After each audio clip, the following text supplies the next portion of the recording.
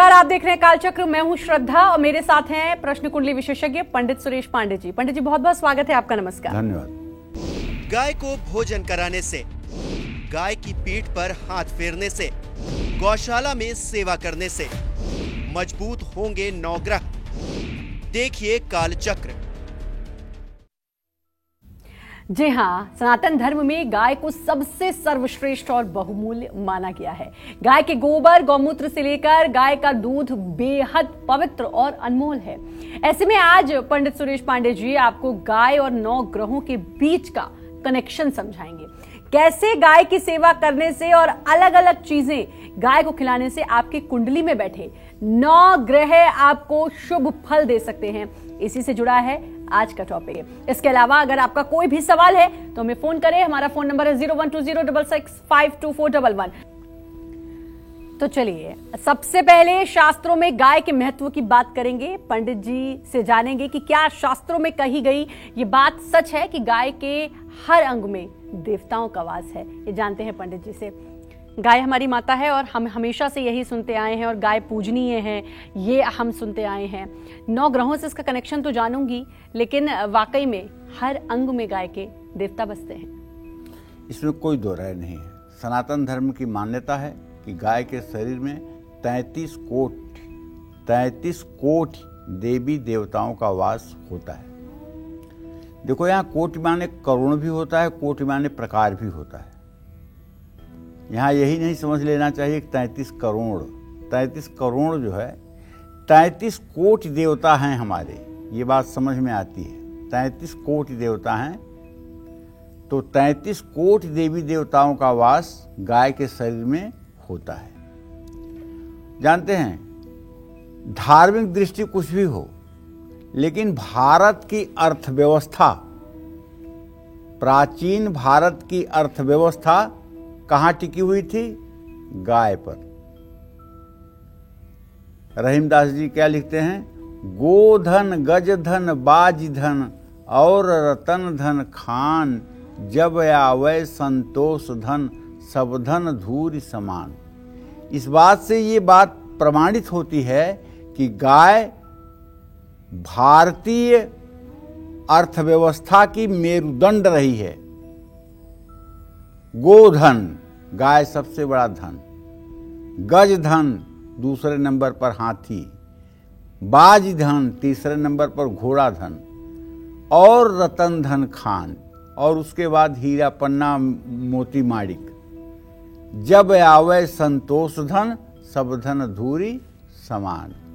तो कहने का मतलब यह है भैया कि भारत के अर्थव्यवस्था की मेरुदंड है गाय। और आज भी जिन घरों में गायों का पालन होता है, जिन घरों में गाय की सेवा होती है, उस घर से ऋण, रोग और दरिद्रता करोड़ों कोस दूर रहती है। जहाँ सचमुच में गाय की सेवा की जाती है, गाय जहाँ पूजनीय और वंदनीय है, गाय जिस समाज में आदरणीय है, वो समाज सदा उन्नत और सुखी रहता है। गाय को जहाँ पीड़ा पहुंचाई जाती है, गाय को जहाँ कष्ट दिया जाता है, वहाँ चाहे जितना पुरुषार्थ कर दिया जाए, लेकिन अभाव वहाँ पर तांडव करता है, इसमें कोई संशय नहीं है। भविष्य पुराण में कहा गया है कि क्या कहा गया है? श्रृंगमूले गवाम नित्यम ब्रह्मा विष्णु च संसितौ, श्रीरांग्रे सर्वतीर्थानि अस्थावराणि चराणि च, शिवो मध्ये महादेव सर्वकारण कारणम, ललाटे संसिता गौरी नासावंशे च षड्मुखम। गाय की सींग की जड़ में ब्रह्मा और विष्णु प्रतिष्ठित होते हैं। सींग के अग्रभाग में चराचर समस्त तीर्थ प्रतिष्ठित होते हैं। महादेव सींगों के मध्य भाग में प्रतिष्ठित होते हैं और गैया के ललाट में गौरी और नासिका के अग्रभाग में भगवान कार्तिकेय प्रतिष्ठित हैं। 68 करोड़ तीर्थ और 33 करोड़ देवी देवताओं का चलता फिरता विग्रह गाय है।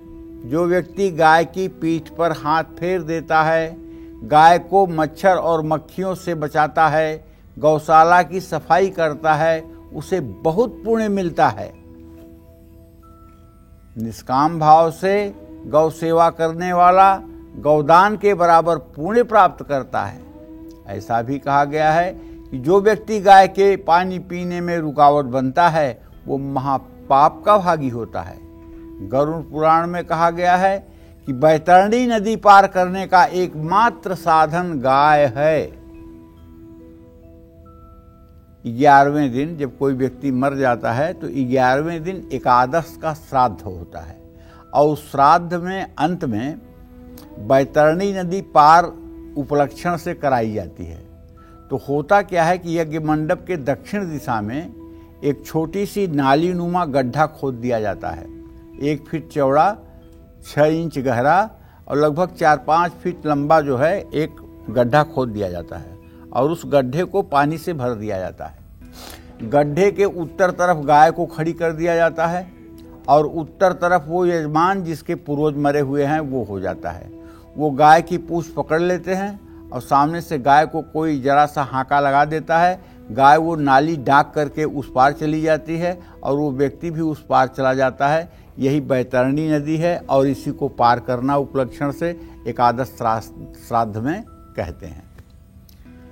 तो कहने का तात्पर्य यह है कि गरुड़ पुराण में यही कहा गया है कि बैतरणी नदी जिसमें बहुत ही कष्ट मिलता है जाने पर, उसको पार कराने के लिए ये केवल गौ माता ही सहायक हैं, अन्यथा दूसरा कोई नहीं। तो शारीरिक रोग हो या मानसिक रोग हो, गौशाला में कुछ देर समय बिताने से स्वास्थ्य में बहुत लाभ मिलता है, इसमें कोई संशय नहीं है। जय मां विंध्यवासिनी।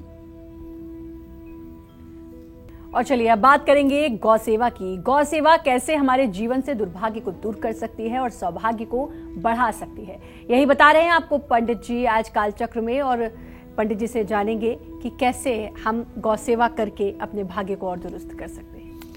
देखो, कहने का मतलब यह है कि गौ सेवा करके हम 9 ग्रहों के पाप ताप से कैसे बच सकते हैं। एक ही साधे सब सधे, सब साधे सब जाए। मतलब एक ऐसा क्या उपक्रम है जिससे हम सारी समस्याओं का समाधान कर सकते हैं। वो इस सृष्टि में गाय है जो 9 ग्रहों के दोष को दूर कर सकती है। कैसे? अगर आपके जन्म कुंडली में तुला राशि का सूर्य है या मकर कुंभ राशि में सूर्य पीड़ित होकर के पड़ा हुआ है और उसका अशुभ प्रभाव आपको मिल रहा है, तो उसे भैया आप शुभ कैसे बनाएंगे ये मैं आपको बताना चाहता हूं, और वो भी गाय की सेवा से। तो ज्योतिषीय दृष्टिकोण से अगर देखा जाए तो एकमात्र गाय ही ऐसा प्राणी है जिसके जरिए सभी ग्रहों के ज्योतिषीय उपचार किए जा सकते हैं। सूर्य ग्रह के लिए गौ माता के ज्योतिषीय उपाय क्या हैं ये जान लीजिए। यदि आपका सूर्य निर्बल है, 2 पापक ग्रहों के मध्य में है, पापक ग्रह सूर्य राहु की दृष्टि में है, यदि ऐसी स्थिति में या नीच के नवांशक में है, तो ऐसे में अगर सूर्य अशुभ स्थिति में है तो आप नियमित रूप से गाय को साबुत गेहूं उबाल करके और उसमें थोड़ा सा गुड़ डाल करके गाय को ठंडा होने पर खिलाइए। इससे आपका तेज और प्रभुत्व का विस्तार होगा, आपका आत्मविश्वास बढ़ेगा और सूर्य का नकारात्मक प्रभाव आपके ऊपर से दूर होगा। क्या करेंगे? गेहूं को धो करके उसको अच्छे से उबाल करके पका करके उसमें गुड़ डाल करके और वो गाय माता को ठंडा होने के बाद खिलाना है। कब? रविवार को। अगर 7 रविवार ये उपाय कर दिया जाए तो चाहे जितना कमजोर सूर्य होगा उसमें के भी प्रभाव में वृद्धि आएगी।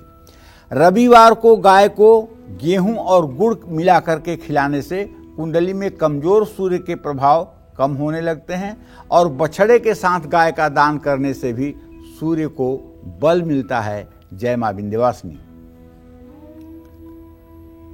और अब बात करेंगे कि जिन लोगों की कुंडली में चंद्रमा कमजोर है उनको गाय से जुड़ा कौन सा उपाय करना चाहिए, आइए जानते हैं। बताइए पंडित जी। देखिए, अपने दर्शकों को बताना चाहूंगा कि जन्म कुंडली में चंद्रमा जब जिसका कमजोर होता है, उस व्यक्ति को माता का सुख नहीं होता है, उस व्यक्ति का मन कमजोर होता है, उसको ठीक से नींद नहीं आती है, मानसिक बीमारियां रहती हैं, हीमोग्लोबिन कम हो जाता है, साइनस और अस्थमा का अटैक बढ़ जाता है। ये सारी बुराइयां चंद्रमा देता है। तो ऐसे लोगों को रात को सोते समय गुनगुना गाय का दूध पी लेना चाहिए, और अगर हो सके तो उसमें केसर डाल करके अगर पिया जाए तो सोने पे सुहागा का काम करेगा। सुबह खाली पेट गाय के दूध से बना मक्खन खा सकते हैं, इससे भी आपके शरीर में कैल्शियम की आपूर्ति होगी। राहु और शनि जैसे ग्रहों के कारण क्षीण हुआ चंद्रमा अशुभ फल नहीं देगा, या चंद्रमा के आगे पीछे अगर पापक ग्रह हैं तो भी इसका पापक प्रभाव आपके ऊपर नहीं पड़ेगा। जय मां विंध्यवासिनी। कुंडली में मंगल कमजोर है तो मंगलवार को गाय को क्या खिलाना चाहिए, आइए जानते हैं। बताइए पंडित जी, मंगलवार को गाय को क्या खिलाना चाहिए? देखिए, अगर मंगल कमजोर होगा आपके कुंडली में तो पहली बात तो भाई बहनों का सुख नहीं होगा, दूसरी बात भाई भाई के दुश्मन रहेंगे, तीसरी बात आप डरपोक होंगे, चौथी बात आपके अंदर कायरता रहेगी, आप हिम्मत और साहस के साथ बातचीत नहीं कर पाएंगे। मंगल अगर आपका कमजोर होगा तो आग और बिजली से बार बार आपको परेशानी होगी। मंगल कमजोर होगा तो कर्ज लेने के बाद आप कभी कर्ज नहीं उतार पाएंगे। तो ये सारे लक्षण अगर आपके शरीर में या आपके जीवन में मिलते हैं जो मैं बता रहा हूं, तो आप भी मानिएगा कि आपका मंगल कमजोर है। और हाँ, मंगल अगर कमजोर होगा तो वैवाहिक जीवन में टूटन और बिखराव होगा। तो मंगल अगर कमजोर है तो मंगलवार को मसूर की दाल पीसकर देसी घी में रोटी पकाकर गाय को खिलाना चाहिए। जिन लोगों की कुंडली में मंगल 12वें भाव में हो तो मांगलिक दोष होता है ना, ऐसे लोगों को रात में अचानक चौंक कर या डर कर उठ जाने की बीमारी भी होती है। ऐसे लोगों को हर रोज सुबह गौ माता की परिक्रमा करनी चाहिए। गाय का स्पर्श करने से गाय के नथुने का जो हवा निकलती है, सिर्फ वो हवा लग जाने से सैकड़ों रोग दूर हो जाते हैं। हम जब घर पे रहते थे और कभी किसी के मूल शांति का मौका मिलता था, मूल शांति कराने जाते थे, तो वहाँ मूल शांति में मंत्र चाहे 2 कम पढ़ें चाहे ज़्यादा पढ़ें, हवन की आहुतियाँ 4 पढ़ें या ना पढ़ें, लेकिन एक उपाय जरूर करवाता था, शास्त्र सम्मत उपाय। वो क्या? लाल शॉल में या कंबल में बच्चे को लपेट करके पिता के हाथ में दे दिया जाता था, और पिता के हाथ में थोड़ा सा गुड़ दे दिया जाता था दाहिने हाथ में। बाएं हाथ से बच्चे को पकड़कर दाहिना हाथ नीचे से करके उसमें गुड़ लिए रहते थे, और किसी सीधी गाय के पास जा करके खड़े हो जाते थे। गाय जब मुंह अपना गुड़ के लिए करती थी तो उसके नथुने से जो हवा निकलती है वो बच्चे को लग जाती थी, और इसी से हम पूरी मूल शांति मान लेते थे। ये शास्त्र का विधान है भैया। गाय के नथुने से लगी हुई हवा मूल के दोष को क्षण भर में नष्ट करती है, इसमें कोई दो राय नहीं है। ये बात बिल्कुल आजमाई हुई है। और जो लोग गौ के बीच में रह करके गाय की सेवा करते हैं, वो लोग चाहे जितने गंभीर चर्म रोग में फंसे हुए हों, वो चर्म रोग भी 1 साल के अंदर ठीक हो जाता है। तो कहने का आशय ये है कि गाय की सेवा से बढ़ करके तो कुछ हो ही नहीं सकता है। लेकिन समस्या इस बात की है कि यद्यप शुद्धम लोक विरुद्धम ना करणीयम ना चरणीयम, यद्यप शुद्ध हो लेकिन अगर लोक मत के विरुद्ध हो तो मत उसको करो, मत उसका आचरण करो। बचपन से मेरे मन में एक सपना रहता था कि अगर भगवान सामर्थ्य दे तो एक गौदान का कार्यक्रम आयोजन करें। भगवान ने यश कीर्ति प्रतिष्ठा दी। सन 2007 में विंध्यवासिनी में, विंध्याचल में सहस्र चंडी यज्ञ का आयोजन माता ने हमसे कराया, और उसमें 108 गायों को दान करने का संकल्प हमने लिया। और वो 108 गायों का संकल्प हमने 108 लोगों से ले लिया कि आप 108 गायों का गोदान करने में सहयोग करेंगे। चलिए, 2.5-3 महीने परिश्रम करके गायों को खरीदा गया, और वो भी बछड़े वाली गाय खरीदा गया, ताजी ब्याई हुई गाय खरीदा गया। और 27 जनवरी को गोदान होना था, यज्ञ का अंतिम दिन था। आप विश्वास करिए एक एक गाय खरीदने में कितनी मेहनत हुई होगी वो मैं जानता हूँ। लेकिन दुख तब हुआ जब इतनी अच्छी अच्छी गायों को वहीं आधे से ज़्यादा पंडित जी लोग गोदान पाते ही 1 किलोमीटर के अंदर औने पौने दांव में बेचकर चले गए। सुनने के बाद इतना दुख हुआ कि इस दुख की कोई सीमा नहीं रही। तो अब ये बात देखना है गोदान करने के पहले कि जिसे आप गोदान कर रहे हैं वो ले जाकर गाय की सेवा करेगा कि ले जाकर गाय को किसी ऐसे हाथों में दे देगा जो अपमानित होगी, जहां गाय का अपमान होगा, जहां गाय का तिरस्कार होगा। इसलिए मैं फिर से कह रहा हूं, यद्यप शुद्धम लोक विरुद्धम ना करणीयम ना चरणीयम। यद्यपि शुद्ध हो लेकिन यदि लोक मत के विरुद्ध हो तो ना उसको करो ना उसका आचरण करो। गाय को पालने वाला अगर है, गाय की सेवा करने वाला है, उसे ही गाय सोच समझ करके पूरी जानकारी इकट्ठा करके गोदान करें, वरना गोदान का दोष भी आपको लगेगा अगर आप किसी ऐसे व्यक्ति को गोदान करते हैं जो ले जाकर के गाय को प्रताड़ित करे या गाय की सुरक्षा संरक्षा ना कर पाए। जय मां विंध्यवासिनी। आज पंडित सुरेश पांडे जी हम सभी को गाय और ग्रहों के बीच का खास कनेक्शन बता रहे हैं। अपनी इसी चर्चा को आगे बढ़ाते हुए बात करते हैं राहु ग्रह की। कुंडली में राहु ग्रह अगर अशुभ प्रभाव डाल रहा है तो आपको गाय को क्या खिलाना चाहिए, कैसे गाय की सेवा करनी चाहिए, आइए जानते हैं। बताइए पंडित जी। देखिए, अगर आपका राहु खराब होगा तो पक्की बात है कि आपके जीवन में दुर्घटनाएं ज्यादा होंगी। अगर आपका राहु खराब होगा तो आप प्रेत दोष से ग्रसित होंगे, आपका परिवार प्रेतादिक दोषों से ग्रसित होगा। अगर आप राहु के प्रभाव में होंगे तो आपके घर में आकस्मिक दुर्घटनाएं ज़्यादा होंगी। अगर आप राहु के प्रभाव में होंगे तो आपको संतान का सुख नहीं मिलेगा। अगर आप राहु के प्रभाव में होंगे तो दरिद्रता तांडव करेगी, गरीबी आपको जीने नहीं देगी। तो ठीक है, अगर इन सब योगों में से कोई भी लक्षण आपके जीवन में है तो आप हर रोज दोपहर को या दोपहर को 12 बजे दिन 7 तरह का अनाज पिसवा लीजिए और उसकी रोटी जौ और ज्वार का आटा मिला करके बनवा लीजिए। रोटी काली गाय या भैंस को खिलाइए। गौशाला में किसी एक गाय के सेवा की जिम्मेदारी खुद अपने ऊपर ले लीजिए। देखिए फिर कैसे मतलब कि आपका कल्याण होना शुरू होता है। क्योंकि कहते हैं ना, गाय से को गया है और भैंस से को भया है। गाय की सेवा करने वाला कभी पतन पर नहीं जाता है, ये बात एकदम पक्की तरह से जान लीजिए। भगवान श्री कृष्ण ने गाय की सेवा करके इस महत्व को अच्छी तरह से समझा दिया है कि गाय का सेवा करने वाला चिरकाल तक सुखी रहता है, इसमें कोई दो राय नहीं है। तो चाहे राहु का ग्रह हो, चाहे सूर्य का, चाहे चंद्रमा का, चाहे मंगल का, एक गौ माता ऐसी हैं पृथ्वी पर जो सब ग्रहों के अशुभ प्रभाव का निवारण कर सकती हैं। इसलिए मैं कहूंगा गौ माता की जय हो। जय मां विंध्यवासिनी।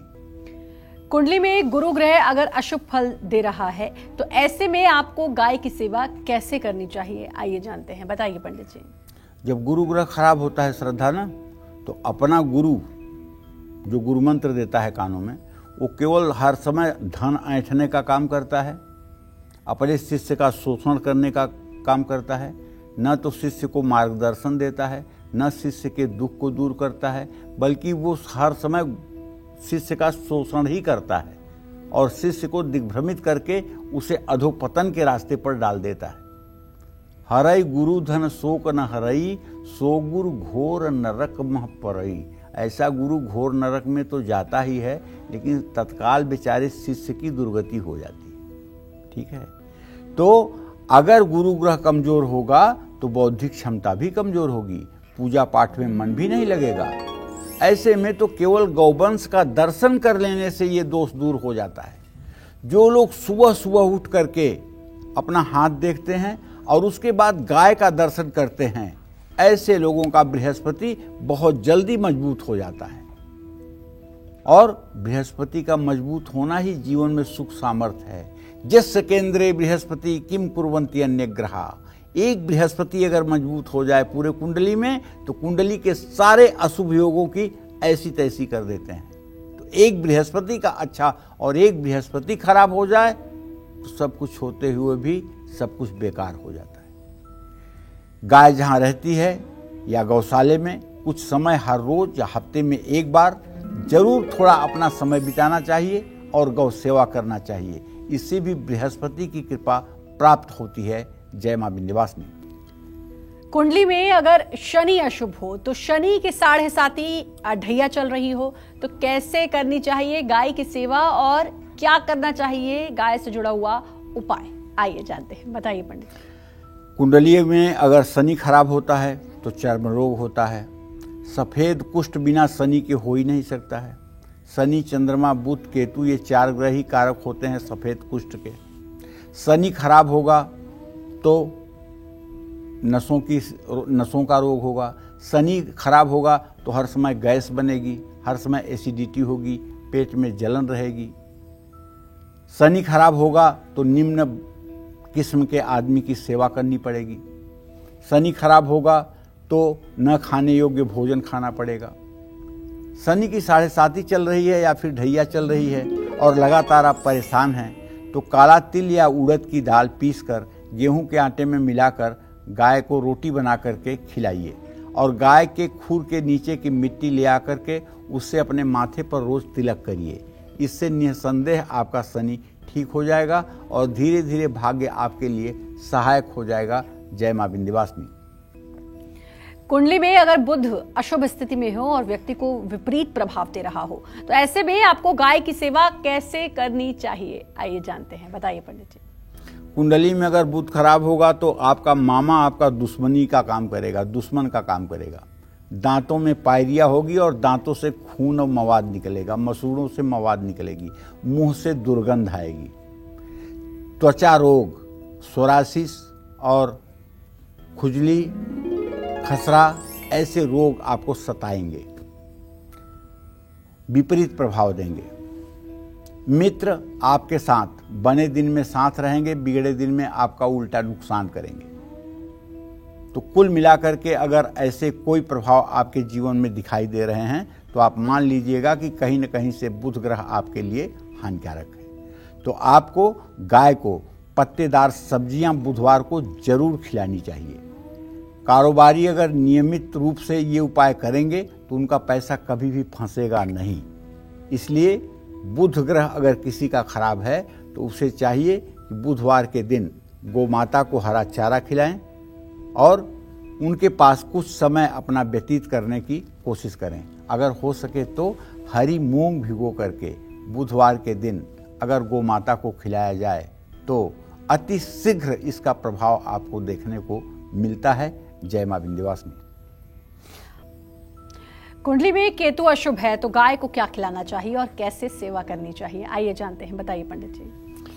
देखिए, यद्यद भाव गते राहु केतुश्च जनने निराम यद्यद भावे संयुक्तम तत्फलम प्रतिषेधलम।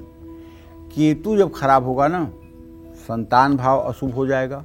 केतु खराब हो जाएगा तो दिमाग से संबंधित बीमारी जरूर हो जाएगी और यहाँ तक कि न्यूरो की ऐसी प्रॉब्लम होगी जिसमें ऑपरेशन तक की स्थिति आती है। केतु के ही खराब होने से व्यक्ति के जीवन में ब्रेन में क्लॉटिंग होती है और अगर खास करके लग्न का केतु हो और पापग्रहों से दृष्ट हो तब तो समझ लो कि ये अनर्थकारी है।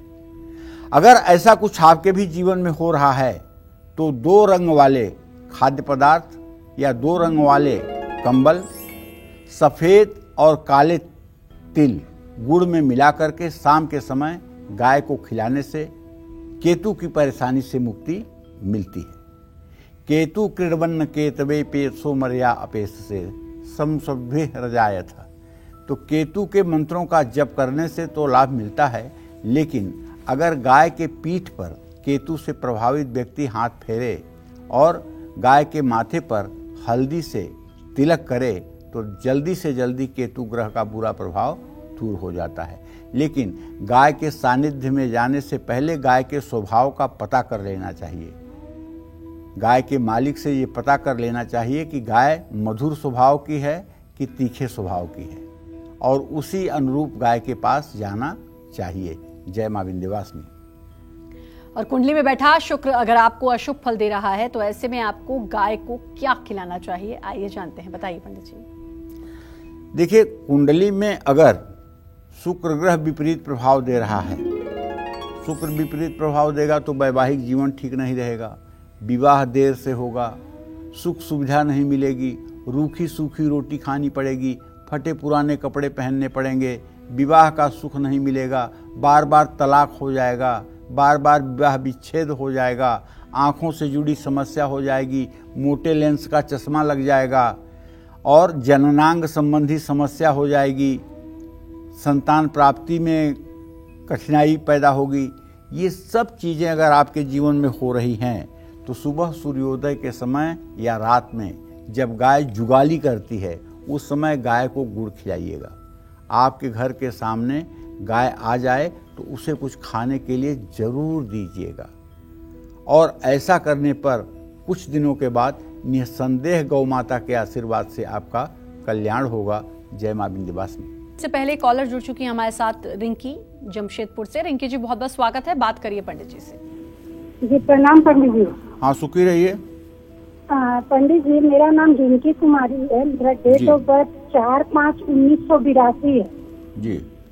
और समय का कुछ विशेष जानकारी नहीं है, बट दोपहर के समय हुआ था जन्म। और मैं जानना चाहती हूँ कि मेरा भविष्य कैसा होगा, मुझे प्रमोशन मिल सकता है, मैं टीचर जॉब में हूँ और हायर क्लास में फिर से चाहती हूँ जॉब। चलो ठीक है रिंकी, सुनो, तुम्हारे द्वितीय भाव का स्वामी मंगल है और सप्तम भाव का भी स्वामी मंगल है।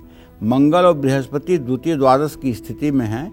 निश्चित रूप से आपको प्रमोशन मिलेगा, इसमें कोई दो राय नहीं है, लेकिन अभी आपके प्रमोशन में मैं समझता हूँ 3 से 4 साल का वक्त लगेगा। 3 से 4 साल के बाद आपको प्रमोशन मिलेगा। भविष्य का जहाँ तक प्रश्न है, भविष्य आपका बहुत अच्छा है, वर्तमान भी आपका अच्छा है और भविष्य भी आपका अच्छा है। एकदम निश्चिंत रहिए। अगर कुछ कर सकती हैं तो 16 बृहस्पतिवार के व्रत करिए, केला के पेड़ की पूजा करिए, इससे आपका पारिवारिक जीवन भी बहुत अच्छा रहेगा। जय मां विंध्यवासिनी। और कॉलर हमारे साथ जुड़ चुके हैं शिवांगी लखनऊ से। शिवांगी जी, स्वागत है, बात करिए पंडित जी से। पंडित जी, आपको बहुत बहुत प्रणाम। हाँ, सदा सुखी रहो बेटा।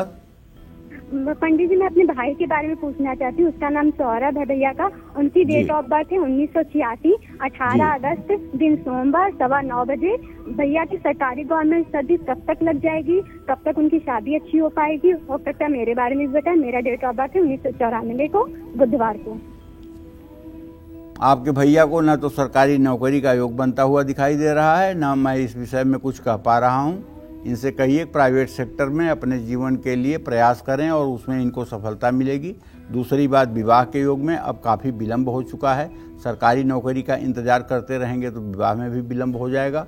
32 साल की उम्र हो गई है। अब जल्दी से इनसे कहिए कि बृहस्पतिवार के दिन ओम ब्रिंग बृहस्पतये नमः का 10 माला जप कर लिया करें। केले के पेड़ में जल डाल दिया करें और हो सके तो केले के पेड़ के नीचे एक घी का दिया जला दिया करें, जिससे इनके विवाह में शीघ्रता हो जाएगी। लेकिन सरकारी नौकरी का कोई योग नहीं है।